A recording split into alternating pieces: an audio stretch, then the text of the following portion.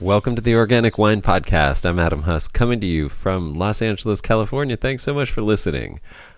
Los Angeles was once known as the City of Vines. Vineyards stretched for thousands of acres over a rolling landscape at the foot of the towering mountains. The river wound a shady, tree-lined course through verdant, alluvial plains, watered by frequent floods. French and Spanish were spoken as commonly as English, if not more so. And wine was the biggest business and export of this colonial burg. Enough wine to quench the thirst of an entire nation. My guest for this episode is Stuart Byles. Stuart is the author of Los Angeles Wine, a history from the Mission era to the present. So, of course, that's what we talk about.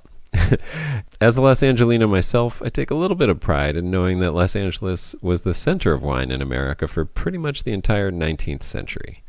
There are some amazing characters and stories from this time, and we just scratched the surface in this conversation. In addition to his book, we talk about some of the ecology of Los Angeles and one of my heroes, Biddy Mason, even though she wasn't really connected to the wine business. And we also talk about the potential now for infill vineyard establishment in urban spaces under power lines. I actually met Stuart at a wine tasting under some power lines in South Central LA at the Willowbrook Community Garden. Thanks to Ned Teitelbaum and Rose Pinkney and the other members of the Willowbrook Community Garden, I got to be part of a fun afternoon of education and wine tasting there. They have planted a small vineyard of head-trained mission grapes, actually, in a section of the Willowbrook Garden, and are helping to revive Los Angeles wine history there. So a big thanks to them for what they're doing and for the introduction to Stuart. Now, a huge caveat has to be made in that we are talking about the arrival and growth of the European wine culture that we've inherited, centered around vinifera. We mentioned this in our conversation, but it bears repeating that there were, of course, indigenous grapes and people here long before the Spanish missionaries arrived, and the fermentation of local fruits into a diverse array of wines is as old as those pre-colonial cultures. In fact, it was the thriving native grapevines along the Los Angeles River that probably gave the first Europeans hope that their vinifera would do well here. Our focus on this recent history of Los Angeles wine is in no way meant to downplay the importance of our pre-colonial history, just as the fact that we focus on wine is in no way meant to downplay the importance of oil, for example, to the ecology and economy of Los Angeles. This is just the narrow focus for this episode. In fact, I hope that our narrow focus on this slice of history opens your eyes to the many, many fascinating histories there are to explore. Enjoy. Good morning, Stuart. Thanks for doing this. Welcome. Thank you. Thank you, Adam. Well, let's just jump right in. And you are the author of Los Angeles Wine. So, I think that's a history from the mission era to the present is the subtitle. What else is your involvement in wine in your life? Was this book a beginning of wine for you, that you were more of a historian that found your way into wine, or were you into wine that found your way into history, or is it a combination? That is a really good question, and I don't think very many people have ever asked me that. But I did. I married into a Croatian family, and my wife's father has been making wine since he was 6 years old, from his mother, and they lived in Chinatown, up on the hill there on Alpine Street, next to the Croatian St. Anthony's Church, and they always had wine going on. His father, who died young, he had 3 restaurants in downtown LA with his brother, and they made their own wine for the restaurants. And this is Wow. in the middle of Prohibition, right? So very, very interesting. But he kind of introduced me to making wine, and he liked a really kind of a real rustic style of wine, and it was really neat. And then being part of the Historical Society of the Crescenta Valley, we're always looking for good things to do, historical things to promote and put out programs on. And one of the great things that we have in our valley is this 2-story stone barn up at the Deukmejian Wilderness Park, which is owned by the city of Glendale. Now, they remodeled the park in 2004 and 5, and they put in a commemorative vineyard to commemorate the French family, the La Ménager family, that owned all the property, built the barn, and had like 500 or 600 acres of vines up there, as well as some more down in Verdugo Canyon, further south of them. So the the powers that be at the city said, "Okay, historical society, if you'd like to do this, do programs on wine history, we'd allow you to tend the vineyards, and you can make wine from the vines that we planted." And that started this whole thing. In a few years, we started doing a few vintages. We had a lady who has a little vineyard in Echo Park. She came up and assisted us and helped us get started for about a year. It's just tremendous woman, Amazing. Heather D'Antoni. It was, we had just the best time with that. And then my friend, who was the president of the Historical Society, he had a couple of book contracts with the history press, and he said, "Hey, Stuart, why don't you do a, a history of wine in Los Angeles?" And so he helped me get the contract signed, and so there you go. Took me about Hey, 2 years to write it and do all the research first. So it was, and that came out in 2014. But amazing. it's been just one great step by step into the future on this whole thing. It's been fabulous.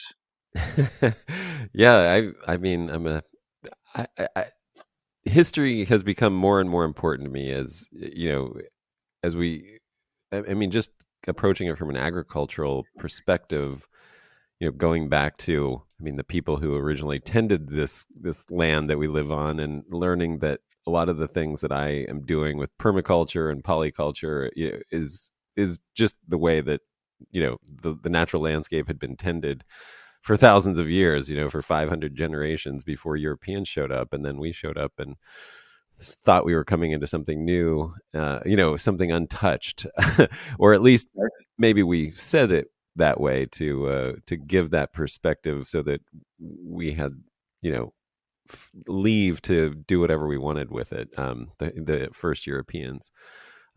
So I've just become more and more fascinated by learning the ways that we're relearning things that were already in, already done thousands of years prior to this moment in time. And I Los Angeles is really similar that way, in that, like, there's this sort of revival of winemaking in Los Angeles now.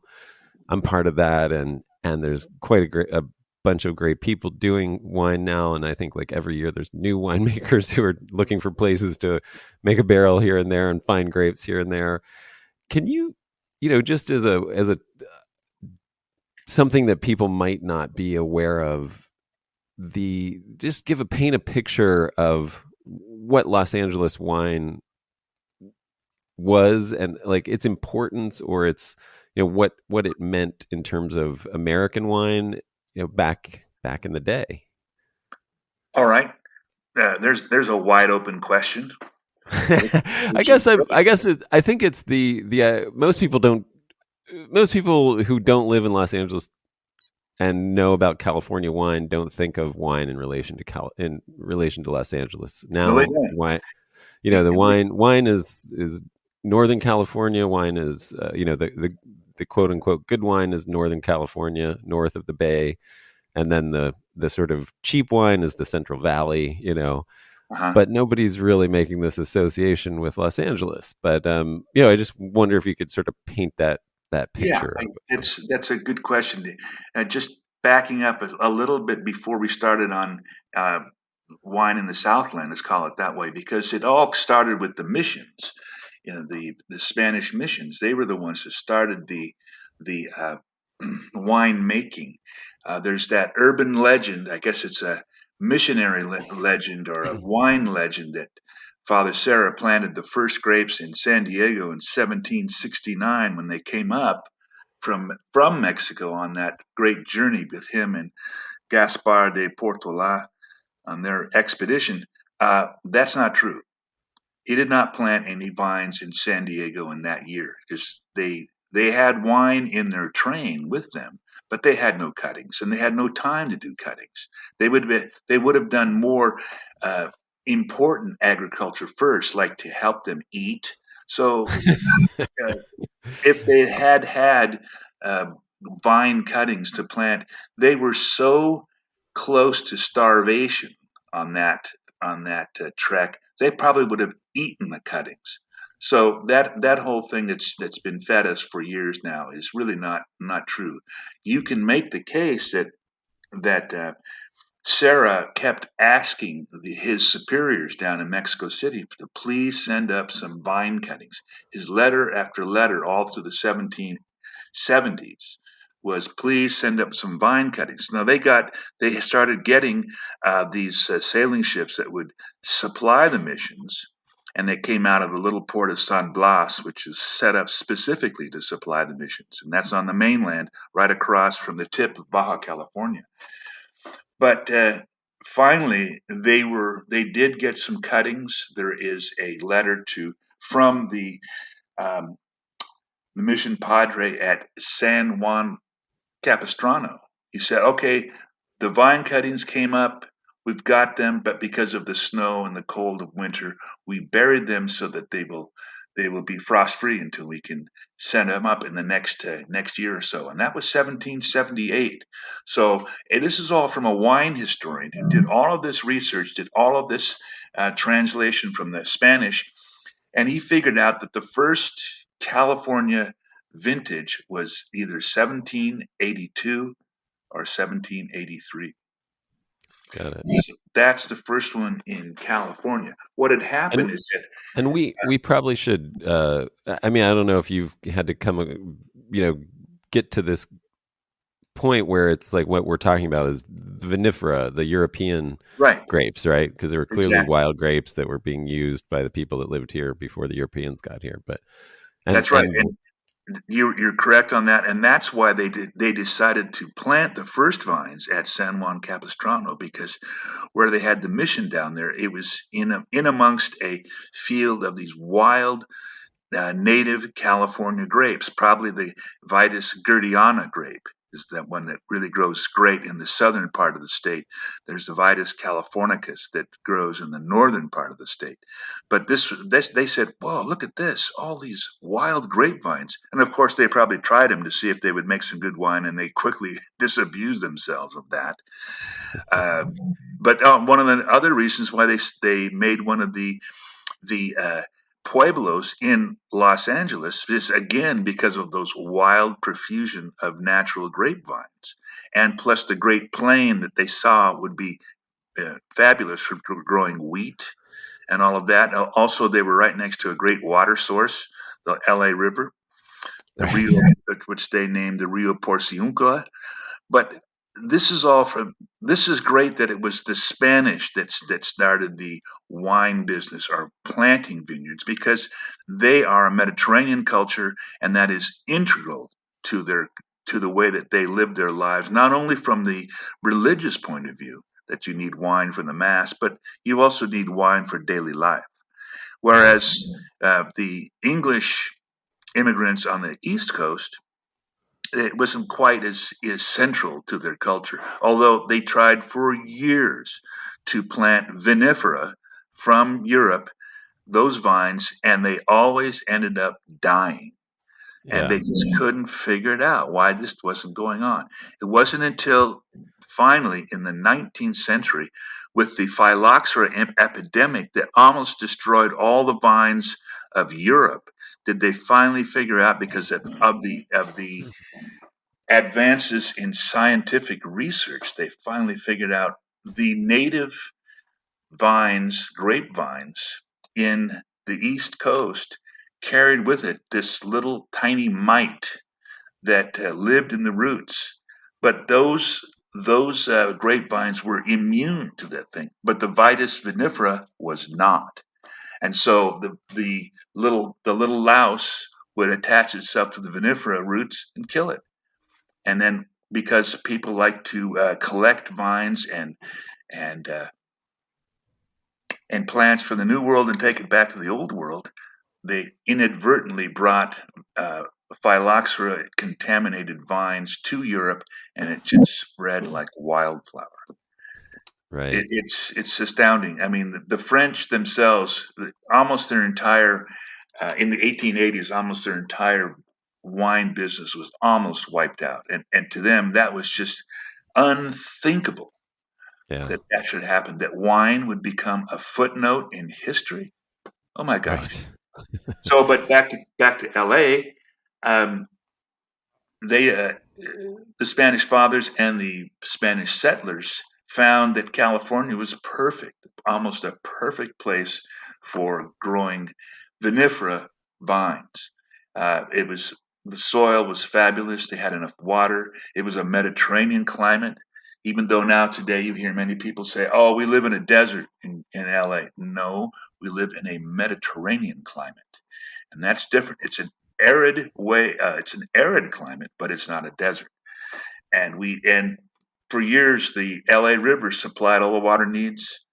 There's even descriptions of Los Angeles as you were coming up from across the plains from the south, that these beautiful willow shaded lanes that led you into downtown LA to the plaza, which is where Alvera Street is today.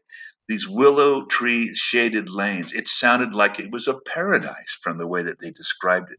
But Yeah, I mean, this is what's really amazing when you study history is like we look, just over 100 years ago. In your book, there's photographs of the Los Angeles River from right, the around the turn of the 19th to the 20th century, and I mean, it's an actual it's an actual river. There's like shady trees growing over it, and that's right. it's like a tree lined, beautiful flowing clear river. It's Right. it's amazing to think that like just what we've done to this area. I mean, it's amazing to see the development that's happened I and the know. fact like what LA River has become now. I mean, it's really astounding. Like just that imagery of like if you go to the LA River now, you see a culvert made of cement. Right. That's You a know, a big concrete line. And there are good reasons for that. And the Spanish figured it out rather right. quickly. The And flooding, right? it's flooding. This is Southern California. It's drought followed by floods, followed by drought, followed by floods. There's going to be more floods. We've had 3 years of drought. You can bet your bottom dollar that there's going to be floods coming along.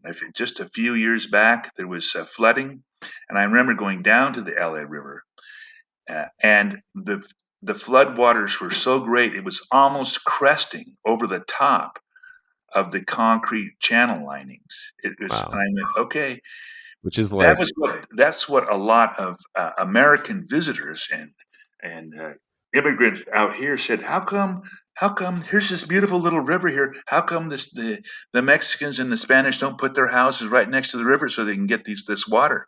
Uh, there's a reason for that. They're up on the high ground. That's why, so they don't get washed away. right. Yeah.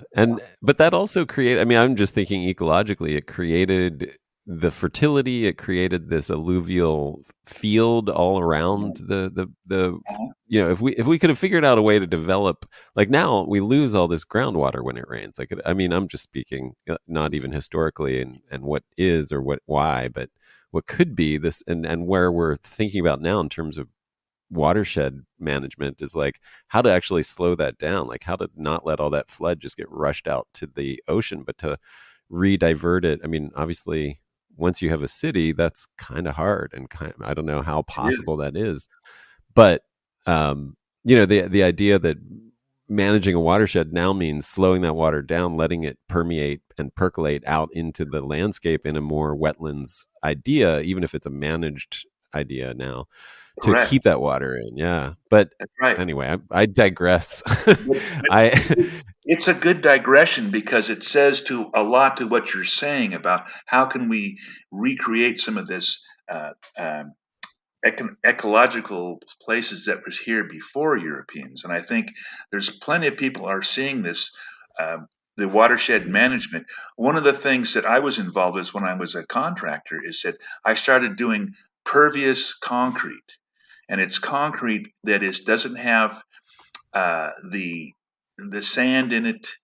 It's just the paste and three-quarter inch rocks. And what it does, it allows water to percolate through the concrete, and the concrete is set on a bed of like 12 inches of stones and packed down. So what that does is allows the water to go back into the aquifer. If we started doing things like that everywhere in Los Angeles, or even in spreading grounds where you could um, keep the water in and in essence inject it back in the aquifer. That's exactly what I think you're getting at. And Yeah, there is exactly. an idea that can be done. I'm very cool to hear that that there is that version of concrete out there. I now want to look into that more, and I hope Right. other people Yeah. do too. That's definitely, when you are in an urban setting, that's like, and especially Los Angeles, especially where we have, like you said, the rain and drought things. I mean, holding on Right. to our water, not letting it all wash out to the sea. I mean, is important for survival. B, important to not pollute the oceans, which is the other big thing. When it rains Right. here in Los Angeles now, we're just washing all of the pollution from the city out straight out into the ocean. And yeah, and then I don't know if there's a sea, but sea just Yeah. probably will make us a more verdant and beautiful place to live when we Exactly. retain that water.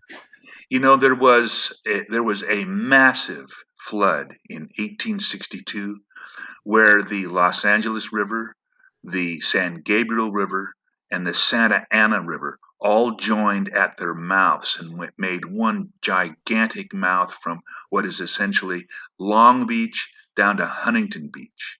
That was the mouth of Whoa. this huge river. And Was the, this the was this the flood Great backed up. Flood? It was Was this flood. the this was the 18, Great Flood that hit the whole West Coast basically? right, When like Sacramento was 20 feet underwater, the whole Central correct, Valley was flooded. Was like, correct. Uh-huh.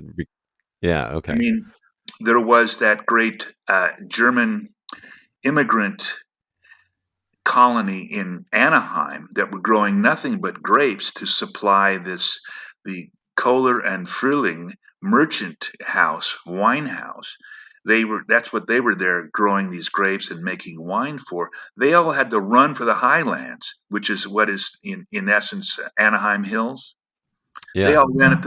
There was it was like an inland sea in there for wow, like 4 months afterwards. It was wow. astounding. The massiveness of that is incredible. But And to the there's but to the oh, point of your original point, Adam, is to why Los Angeles? Because in the Spanish and the Mexican periods, Los Angeles was the center of population in California. The right, little village of Yerba Buena, which became San Francisco, was a tiny little village, and there was a right, couple others around there. When California became a state in 1850, there was one vineyard in Napa Valley and one vineyard in the Sonoma Valley. But down here in Los Angeles, there was over 100 vineyards in the whole area down here. right, This was the center of the winemaking trade. And in right. fact, there's another wine historian has said, for most of the 19th century, if you were drinking California wine, you were drinking Los Angeles wine. Right. So that was, yeah. Thank you for getting you. That was great. You got right back to that original question. Um, so here's a philosophical question, because as we were talking about this flood, I don't. I'm sure you noticed. I forget what publication put out. We're in the middle of this mega drought, and then Mhm. meanwhile, I think it's like the Washington Post or something like that publishes this article about this great flood that we're due for in California, Mhm. in the West, and because this one that happened a little over whatever 150 years ago, and that cycle has come back around, is what they're that I'm guessing you saw that article, and I guess the I bigger have question. not, but I get the gist of it, what you're saying. Yeah. I mean, I didn't even read it because I was like, yeah, I already know about it, and I know that we're due for it, and yeah, it's sort of like, it's, I don't know, it's not news to me. It's sort of like, great, if you want to scare people about another terrible thing that could happen in California. We've got, Yeah, not only do we have a mega drought and fires and potential for an earthquake, but we could also have a mega flood. you know, right. um, so, but I guess the bigger question is, when you if assuming you saw that and other articles, when you have this historic perspective and you see these things that are being sensationalized as this grand news that's like, oh my gosh, this is a potential thing, and you're like, yeah, we've known that for a long time, like that I happened before. know. Like, does that, like, how does having this historical perspective, especially like when you go deep in an area and then you see things that are really passe to you, like, I mean, I don't know, how does that, how does it inform, and what do you how do you react when you see stuff like that, when you Well, here's what how I react, Adam, is I hear these people say this, and they act as if Armageddon is coming, and I'm going, no, this is the natural weather pattern. This is the natural climate here in Southern California. This is the way of things. So this is going to happen, and it has happened for centuries. I mean, some of the diary entries of the mission fathers when they were coming up with Gaspar de Portola in 1769, some of their entries indicate that there was a huge flood in those areas before they had even arrived, like a couple of months before they even arrived. So this is going to happen again. There's the 1862 flood. There was an 1825 flood. There was one in the 1880s. There was one in 1914. There was a huge one in 1934. There was another giant one in 1938. There was one in 1969. So this is constant. So when people are trying to say, oh, this is climate change, I yawn and say, ho hum, no, that's not climate change. This is the way of things in Southern California. And would do, you just quit being an alarmist and thinking that the end of the world is coming? No, this is the way it is here. I'm a little bit more bloody minded about that because of the history that you read. So, and that's what's so important. And I think the general idea of reading history and learning from it and not trying to twist it to make some kind of a statement, because I think the alarmists are starting to sound like they're, fundamentalist Christian preachers down on the street corner saying the end is nigh. No, just can you just back off a little bit? Let's do practical things to ensure that our climate and our world is going to be able to survive, but we're not at the end time. That's my take on this, because uh-huh, if you read history, and I've been reading history all my life, that was my major at school. But you see that these things, there's plenty of things that we can do. I really admire the young guy, just two guys that have these giant fishing boats with huge seine um, nets that they trail behind them. They go out to the big, huge trash pile in the middle of the Pacific Ocean, and they're right, they're grabbing all of that trash and bringing it back so you can recycle it or get it out of the ocean. I think that is a tremendous idea. How beautiful is that? This is yeah, a practical thing to solving some of the problems that we have in our world. So yeah, I'm trying to look at it dispassionately as opposed to uh, trying to become an alarmist, because that really doesn't get us anywhere to alarm people.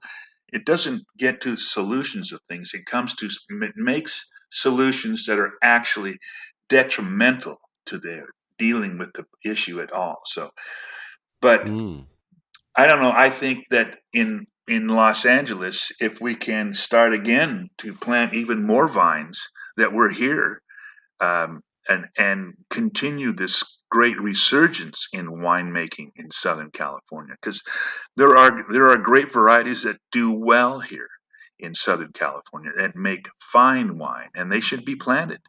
They should be done like where we met the other weekend down there at the yeah, Willowbrook Community Garden. Look at all yeah, those look at all those power line sections of land that is just going to weeds only. yeah. Imagine having all of those for miles and miles planted in vineyards. Well, it's funny you say that because I've looked into that. That was definitely a strategy that I imagined, and for my own winemaking was like, how do I? I mean, for me, it's very practical. It's like I live in the center of the city. I don't want to have to drive 2 hours to get grapes or one There hour you to get go. grapes. I want them in There my you go. backyard. I mean, and they are in my backyard. But I mean, like a significant number. And yeah, like a mile from my house, there's power lines that go up a beautiful hillside that, I mean, it's acres. It's, it's acres of land that is just vacant, that is, yeah, would And be perfect. it would be perfect because it's not going to be, no houses will be allowed on those, and for good Right. reasons. But Right. agricultures, I mean, how many of these, you know, uh, commercial wholesale nurseries do you see underneath these guys Yeah. Yeah. growing That's, plants, house that's, plants, trees, whatever? It's just begging to be used. And I think yeah. if you were to get some of these grapevines growing there in as part of the Willowbrook Community Garden, look at what those people who run the garden could do managing those vineyards and selling the produce from that. I mean, I Yeah. think that, planting grape, I mean, wine grapes is the way to go because you can either do winemaking or you could just sell them as eating grapes. What the Yeah. heck? So, Yeah, and and it it's helps, also, I mean, and it expands out. I mean, I love it as our populations are more, urbane now in history by a large portion, and this is a solution, at least in any American city, that you could implement because it's kind of the one place in cities that will always sort of be set aside is this under the power lines thing, and it's the only place you'll have vacant land that is not being used for other things, so you don't have to pay $1 million for it or whatever for right, an acre. exactly. Yeah, and I mean this is something that could be implemented any California, any western U.S. city, any city in the U.S. That's right. really. And I Um, think it could also, back to the history of winemaking in LA, is that just a few blocks north of the Willowbrook Community Garden is the area of the. It was one of the biggest vineyards in Southern California in the 1880s. It was started by Remy Nadeau, who was a French Canadian, yeah, made a lot of money, and he started his own vineyard, 2,000 acres. And if you go up Central, you'll cross Nadeau Boulevard. Well, that's named for him because that was right in the middle of his vineyard there. 2,000 acres of vineyards that he had in that area. right, Why did he, go there? Just because number one, he could afford to buy the land, but the land has that sandy loam yeah, spreading out from the LA River when the LA River was in flood, like we were just talking about earlier, the point of, right, almost like a Nile, like Nile River, like flooding where the silt from the river gets deposited on either side of the river for miles and making this incredibly fertile land. Well, that's why he started his vineyards there. right. Yeah, 3,000 that's acres of vines. the He's Nile making is a that. probably a good comparison, although on a much smaller scale. But yeah, like it is, that idea. That's very cool to hear. Uh, Yeah. so let's talk about some specific interesting things. This would I don't know if you have any fun story. I guess I mean some of the things that I just from reading your book was impressed with was just how from the beginning Los Angeles was such a diverse city. It was like all nationalities. It was like I mean, obviously it was Mexican, but then immediately Mexico was Spanish, and then it was Mexican, and then it was yeah, But the people that were there were from all over the world. Like it just That's attracted right. people from all nationalities, like dozens of languages, and as well as the native populations, and I mean, just like every potential was there. Also, very violent city from the beginning, like No kidding. No kidding. from the mid 1800s, a death rate of like one per day when the population was like 1700. Yeah, I know. It's And you keep like thinking, well, wait a minute. How come there was any population left? right, yeah. And so, I mean, then just some of the stories have these sudden and tragic endings. Like I've now I should have written the guy's name, but who planted out in Santa Anita or Cucamonga, who was riding into Los Angeles on business and was shot, was like ambushed and killed, Murder. and Yeah, yeah, and murdered, and they never found his, and that was the end of his, empire, not his right. empire, but his Yeah. estate and everything. You know, it's a really fun thing. But the other thing that just really impressed me was how, how little I know about my city, like how, like I've been here over 25 years, and it's just amazing. you know it's not a long period of time that Los Angeles has existed in the grand scheme of things, and that's yet right. there's so many things that I don't know, even, and there's so many nooks that I haven't explored. That's I don't know, just a personal fun thing about digging into anything with history. It was just like how many uncovered stories there really are if you go for it. Um, are there any stories that really stuck out to you in terms of just your favorite aspects of that time, the original Los Angeles, that early time, Yeah, that's an Adam. or characters? That's another good. Uh, it's another good question. And I mean, I think one of the ones that I've always been admired was Jean-Louis Vigne, Vignes, which we Angelenos call the street that's named after him that went through his vineyard. We call it Vignes. Victus, do we? But I mean, that's a French.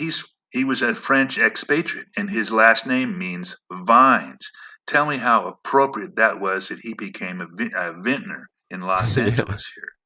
I mean, his story is just amazing. I think, from what I've read, he got on the wrong side of the political situation in France, and he had to get out of town in the 1820s.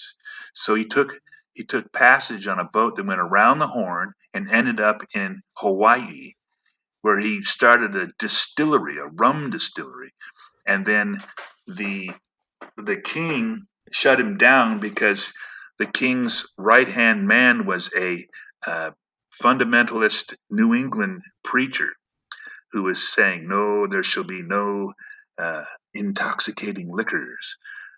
So he said, "Well, I guess my time here in Hawaii is done." So he took a boat and ended up in San Francisco, and came down here to Los Angeles. It's he started off. He was here in 1831. He started off. He ended up with 100 acres of vines. He started bringing in French vine cuttings so that he could expand it. Nobody really knows what kind he did, but there's some evidence that he brought in Cabernet Sauvignon, a Cabernet Franc, and a few others like that. Um, and there was that great tree that was the tallest tree in Los Angeles, and he named his vineyard after it because his whole building's wrapped around the tree, and it's called El Aliso.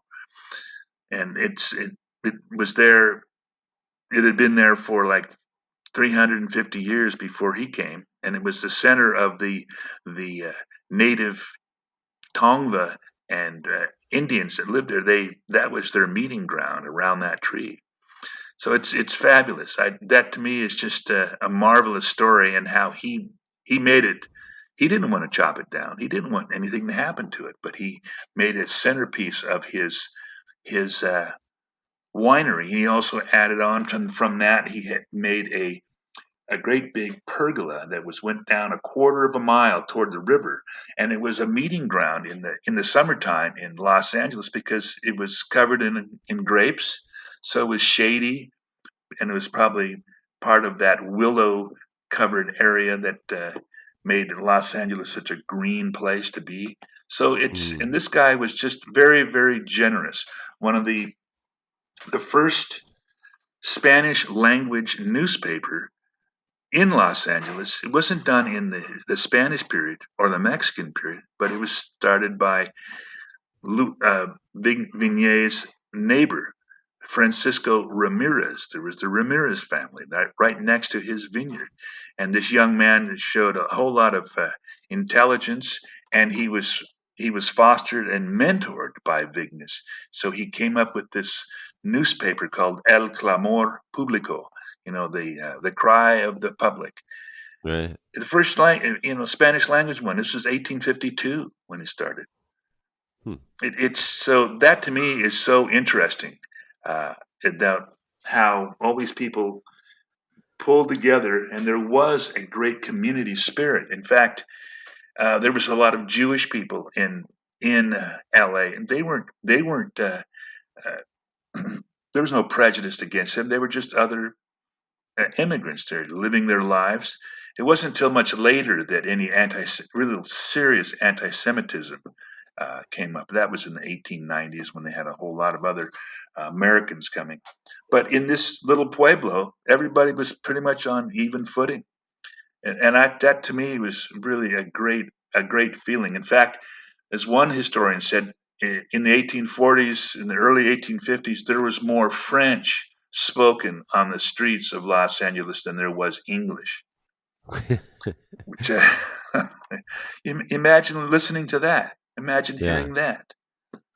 that's amazing. Yeah, and I mean, there's so many little nuggets like.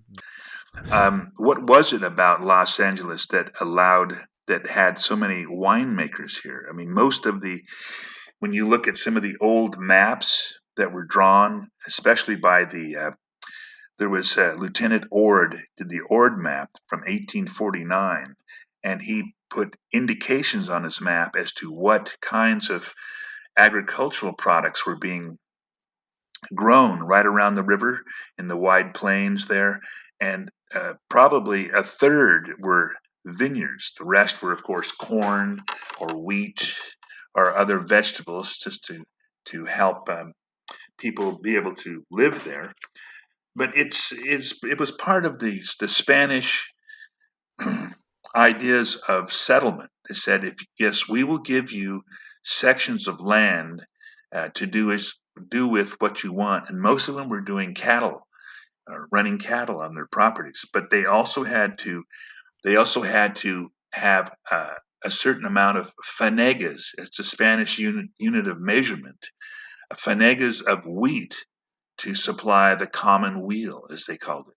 The If you were given this certain particular land, you had to build a house and you had to put in a vineyard. This was part of the deal for getting this property from the Hmm. king, so to speak. Uh, Fabulous. This is Yeah. the Spanish way of colonization.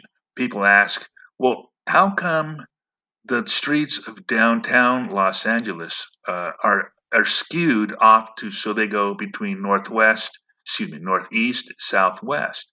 They're not a straight north and south and east and west situation. That's because the Spanish wanted to have their buildings in such a way that they got more sunlight and less sunlight on a daily basis. That's why they skewed it off to the direction that they did this. They were very smart people, and in how they started these things. But that was the Spanish way. They had a tri-pronged way of doing things: the missions, the pueblos, and the presidios. So presidios were the military section that they would guard the seaways and so forth up and down the coast of California. Another thing that I like so much about uh, Jean-Louis Vignier is that he started the business of winemaking in California. He started uh, transporting his wine up the coast, to Ventura, Santa Barbara, up to Monterey, up to the Bay Area. He was selling it in the 1840s. This is what Wow. is so good about that. Yeah. What it makes him admirable to me, because he was concerned about all this. Another little uh, story about him is that he would go to the LA town council. Everybody went there with their concerns, and he said, "Look, I'm having a real hard time with the river by my vineyard here. Is there some way that you can straighten the river out so that it won't ruin my vineyard?" I laughed at that when I read that, because I said, "Oh, here's the first thing of trying to channel the LA River so that when the flood time comes, you don't get your houses and your places and people washed away." Yeah. Another Amazing. interesting story that I liked about the LA River is after one of the floods in the 1880s, the Army Corps of Engineers said, "Well, we're here to rebuild the bridges over the river, and we will do so if you, City Council, will please tell us where the river will be running and just how wide it will be, which that just cracked me up. It's like, Yeah, this is all fun stuff. I love hearing about this. I especially love I love the idea that the center of Los Angeles was this tree, that the like at the center of the of LA originally was a giant tree. There's something that's really right, cool about that. Do you know it was called El Eliso, but that right, in Spanish, if I'm not mistaken, means alder. But correct. it's told to be a sycamore. Do you know That is correct. what is the reason for that discrepancy? Just maybe as people started calling it certain things that they don't know the exact um, what is it, the Latin name for things, or just the understanding what the tree is called. I mean, they were all out there. These were new trees. There's no sycamores back east. Right. This Okay. kind of things. Uh, Right. Right. but so it's these things But can get misconstrued. We're still doing that today. I mean, how many things have you heard people calling you go, that's not right? right. Well, and then trees are a big part of my excitement with vines these days, and I love the image that you have in the book from the San Fernando Mission, where it's Yeah, showing that they were, using the trees to grow the grapes originally. That it's like right, pictures of the original people growing. It looks like a tree rather than a vineyard. It looks like a little right. forest with people underneath these trees with grapes hanging out of it. I love that too. Just it's like that's what I'm saying. Like I'm now coming back to this might be the future of California if we continue to be hotter. If the weather continues to get hotter in our lifetime, we might start using trees again to provide a little more shade. And these some of these old ideas are really just coming back in to vogue. The old is new kind of thing. I This is random and it's not necessarily uh, wine related, but since you are a historian of Los Angeles, do you know Biddy Mason or have you come across her? Yes, I have. She's just one of my favorite sort of heroes. I don't know. I mean, I don't know if do you know when she sort of figured into this time period? She was in that right in the heart of all of that, right? Like at the Right. beginning of She, yeah, I think it was in the 1850s, 1860s, and she yeah, came here as a slave to a Southerner who came to Los Angeles, and then she told him essentially, "Okay, I'm a free woman now, and I'm going to do as I damn well please." And yeah, she had the wherewithal to just emancipate herself, yeah, started her own businesses, and she became one of the wealthiest women in the city. yeah, And that's why I was saying earlier how much more open society was in Los Angeles in the 1850s, 1840s, 1850s, 1860s, because you could do this. There was very little anti-Semitism for Jewish people. I mean, black people were able to emancipate themselves. There's up where we live. There's this canyon called Prieto Canyon, which means dark canyon, and it doesn't mean because the canyon itself is dark. It's because one of the original emancipated black people, this gentleman, he went up in there and lived there. It was a tree cutter, and that's how he made his living, cutting trees for people, making firewood. So yeah. to It's me, yeah. L.A. Go would have been just an interesting place to be. Of course, in the 1860s, with the advent of the Civil War, there was a lot of Southerners in here in Los Angeles, and they wanted to make California a a, a slave state. But no, that wasn't working on the national level. So California came in as a free state.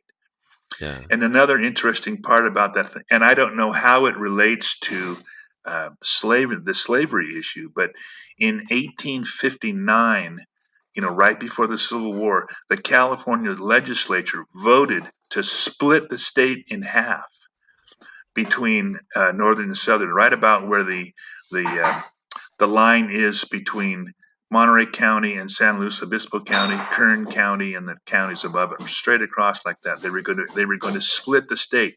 They sent their petition to Washington D.C., and it was turned down because they didn't want to deal with this slavery issue anymore because it was so close to the violence starting. So that's another interesting thing to consider. Yeah. Wild. What would have happened? And there were so many uh, Union sympathizers and Confederate sympathizers living right next door to each other. Wouldn't you have loved to be a fly on the wall and listen to those conversations? Oh, Well, it's maybe that astounding. led to some of the violence too. Yes, yes. But a lot of those Southerners were also lawyers, and they were helping what they considered helping some of the great um, rancheros, the Mexican and Spanish rancheros, dealing with having to prove their claim to their properties, as well as then have to deal with property taxes that they thought was just outrageous that they would have to pay tax on the land that they owned. It was a real crazy time for rancheros, and they Yeah. paid some of the most extortionate loan percentages that you've ever heard of. Wow. That's another whole thing, but it also um, that ties into winemaking and vineyards because these lawyers, they started getting land in payment for their services as opposed to cash because it was almost a cashless economy here. So some of these guys started doing their own vineyards, like Jonathan Scott. There's a Scott Road in Burbank. He started planting vineyards on that portion of what was the Rancho San Rafael, the Verdugo Rancho. So he started planting vineyards there, and that led to later on in the 19th and early 20th century, these Italian immigrants started buying up these old vineyards, and in the 19th and the 20th century, Burbank had 7 and 8 vineyards and wineries. I mean, nobody knows that about Burbank. Right. That's astounding. Yeah. But because the urbanization ran over all of the agricultural practices in Los Angeles, because once you get out here and it's January and you're from Michigan, you're going, damn, this is a nice place out here. There's no Sure. snow. It's warm. I'm not going back. That's the whole thing. So So yeah, the the population the grew and land exactly. became more valuable, and So and the vineyard practices and winery moved essentially to the San Gabriel Valley, starting with these American immigrants buying up some of the old San Gabriel Mission vineyards, and San Gabriel had the largest vineyards and winemaking practice of all the missions in California. It was just far and away the largest. There was no competition. The only one that was even remotely close was the San Fernando Mission, which has been uh, described by several historians and people in the 1850s. It must have been a glorious place, but it was all into the San Gabriel Valley that things went. And some of these great um, vineyards, like the vineyards of L.J. Rose, who started Lamanda Park as a little community, which is now known as East Pasadena. I think personally it should go back to being called Lamanda Park, not East yeah, Pasadena. yeah. Then there was the great vineyards of Don Benito Wilson, from whom Mount Wilson is named for. He started off, and his son-in-law really went to town with it and made one of the largest wineries in all of California in the 1880s and 90s until he overextended himself and went bankrupt. And his Mm, huge house, his beautiful house that he owned, was on the top of this hill, so he could look over the whole valley that was all vineyards. And when he went bankrupt, the place was sold to Henry Huntington, who right. tore down the house, Mr. Shoreb's house, and built his own palace there, which is there today. Yeah, the Huntington Gardens and That's right. Library. Uh-huh. Now, I think one of my favorite things that you can go see as is this slice of Los Angeles history is the Viña Madre out at the San Gabriel Mission. Yeah, Do you want to talk about that? sure. That the Vigna Madre, which means the mother vine. Some people think that it means the mother vine of all the vineyards in the missions in California. That's just not true. Right. It's the mother vine of the San Gabriel mission. That's true. But the way that it has been, some of the people who are taking care of that vine are now current winemakers, like the people that run Angeleno Winery downtown, and Yeah. my good friend Michael Holland, who's the city archivist of the city of Los Angeles. They've been taking care of those vines, and they got a DNA um, sampling sent off to UC Davis, and it has been what's the word?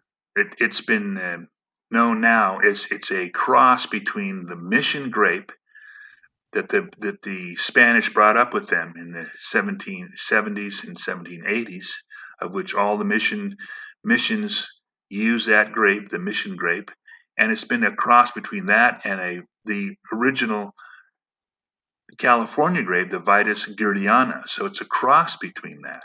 Well, Right. in my mind, if it's a cross between those two, then it is not an original vine that the Spanish planted. It was probably planted later because when the secularization occurred amongst all the missions, a lot of them just went straight down the tubes. Uh, Vineyards weren't tended; they died. So I think in that period of dissolution, some of the original grapevine on that trellis probably died as well. It was replanted later on in the 1860s, probably. Across the street from the Mission San Gabriel, there is uh, a big, huge courtyard, and in that courtyard is another grapevine that was supposedly planted. They put up a sign that said this was planted by, you know, Father Sarah in 1775. Another big lie. There's a L.J. Rose, who I said just briefly, he had a huge vineyard just south of there. It's near the crossing of Huntington Drive and San Gabriel Boulevard.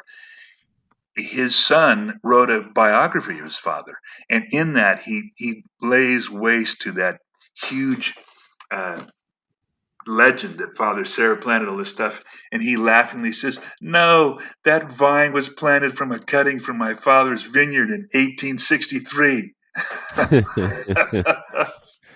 So that vine was definitely from the Roses vineyards, and I'm sure that some of the one that is there now in San Gabriel at the mission is probably from the same time period. I think even my friend Mike Holland says the same thing because he's also tending the vines at the Avila house, the oldest house in Los Angeles on Olvera Street there. There's a Right. courtyard behind, and he's tending those vines, which are from the same period, the 1860s or the 1870s. And they too are Right. a cross between Gurdiana and the mission. Right. And I love that these oldest vines are these hybrid vines that have done Right. well here. That's such a cool thing. And yeah, I think Patrick Kelly. I want to give a shout out to him of Cavaletti Vineyards because Yeah, yeah, huh? that's where I make my wine. I know he helps take care of those vines at the mission as well. Right. Um, yeah, it's this a group effort of people who are like Los Angeles winemakers who care about these things and want to preserve this history that's happening. And thanks to you for helping preserve this history as well. It's really, I know it's it's. I mean, we're all on the same track and the same ideas there to keep this history alive and to promote it and extend it. Like, aren't you part of the Los Angeles Vintners Association? I mean, tacitly, I am. Yeah, actually, later today, I'm doing a tasting with them in, I think, Woodland Hills. Oh, So nice. yeah, yeah. It's funny. Good. It's let me ask you a final question of Sure. maybe more philosophical. In your in having this historic perspective, how does it inform the way that you see yourself? Like, how do you, maybe I'll just leave it at that. How does that inform how you see yourself and your endeavors here on this earth? That is definitely philosophical. But, I think what it is, just telling and continue to telling the history of winemaking in Los Angeles is so important because we're such a huge city. We're a world-class city. And this is so important to keep the rudiments of the beginnings of our city and why it's so important. And it is exactly the same thing of why wine is so central to Western civilization, European civilization. And that is where our entire way of thinking and our way of life derives from. So wine is central to that. I mean, look at the first great piece of literature, Homer's the Iliad and the Odyssey, and the Greeks crossed the wine dark sea to the siege of Troy. Right. It is just central, and it's that to be able to be part of that and to be able to continue that and to see how important it is, how important wine is as a ritual, as a way of life, as a way of friendship, as a way of continuing your own culture and your own civilization and make it branch out. Because I think so much of people nowadays are talking about inclusion and diversity, equity. It's already here. We don't really Yeah. have to push ourselves to get to that. We are one of the most diverse and inclusive societies here in Los Angeles, this giant city. Yeah. So I think just being able to continue that historical perspective and to understand, we're all here, we're working together, we are all one group trying to deal with life. Let's be part of this. Let us use wine as a metaphor and a ritual for all of this. That to me is why it has informed my life and how getting into this has completely changed to that particular idea. Well, that's beautifully said. And I think a great place to stop. Thank you so much, Stuart. That's fantastic. I really Adam, thank you appreciate your too. time. Yeah, this has been lovely. I really enjoy your book, and anybody who wants to learn more should read it. There's so much more that we didn't talk about. Thanks again. It's really lovely stuff. Thank you too, Adam. Thanks so much for listening. I really hope you enjoyed this as much as I did. And if you did, please do leave a review for the Organic Wine Podcast. It helps a lot, and we want to get the word out to as many people as we can, which your review will help do. Thanks so much.